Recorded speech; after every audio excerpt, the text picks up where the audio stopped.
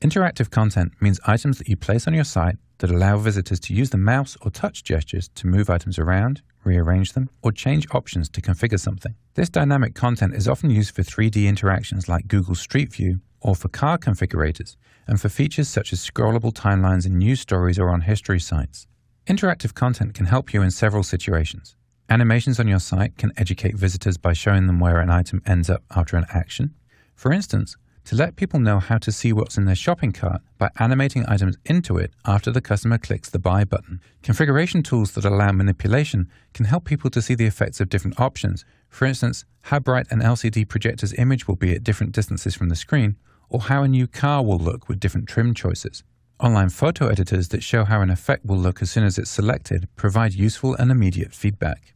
Most situations that use this type of content to show what the result will be are potentially good uses of interactivity. It also helps when entertainment is a large part of the process. But there's a downside too.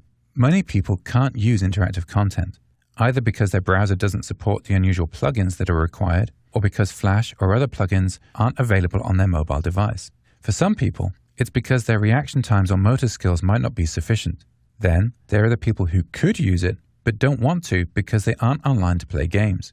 This is especially true of repeat visitors who've seen the content several times already and just want to get through to the outcome with the minimum possible fuss.